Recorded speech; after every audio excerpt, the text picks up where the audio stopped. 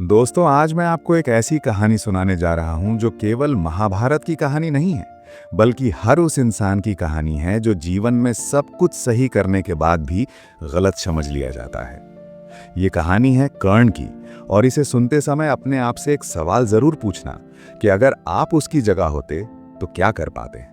कर्ण का जीवन उस क्षण से संघर्ष बन गया था जब उसे जन्म लेते ही मां की गोद के बजाय नदी की लहरों को सौंप दिया गया, और यही वो पहला अन्याय था जिसने उसे बिना अपराधी बने सजा दे दी।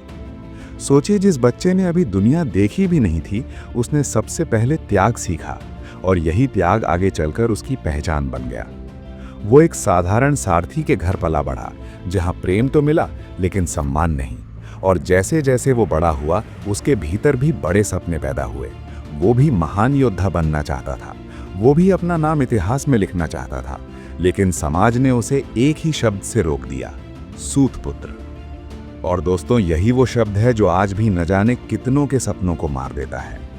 लेकिन कर्ण ने हार नहीं मानी।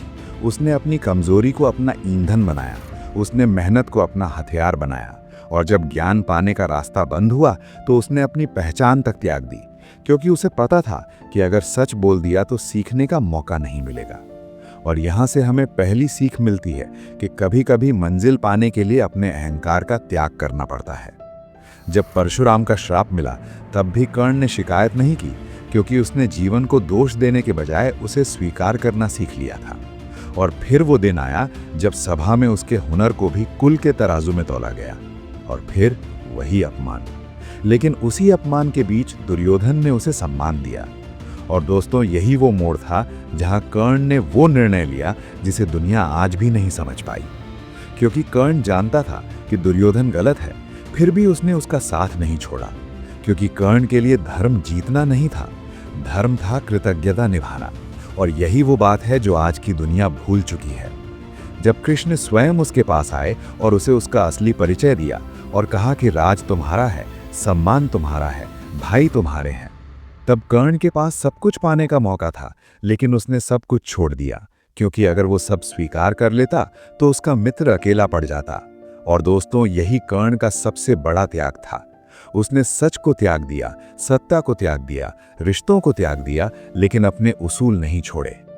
फिर जब इंद्र उससे उसका कवच और कुंडल मांगने आए तो कर्ण जानते हुए भी मुस्कुराया, क्योंकि उसके लिए दान कोई मजबूरी नहीं था, वो उसका स्वभाव था।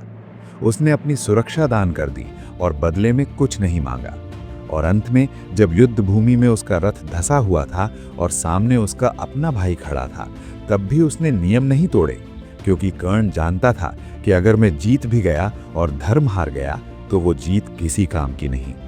और जब वो गिरा तो उसके चेहरे पर शिकवा नहीं था, क्योंकि उसने जीवन में बहुत कुछ खोया था, लेकिन अपने संस्कार नहीं खोए थे। और दोस्तों, यही कारण है कि कर्ण हार कर भी अमर है, क्योंकि दुनिया परिणाम देखती है, लेकिन इतिहास चरित्र देखता है।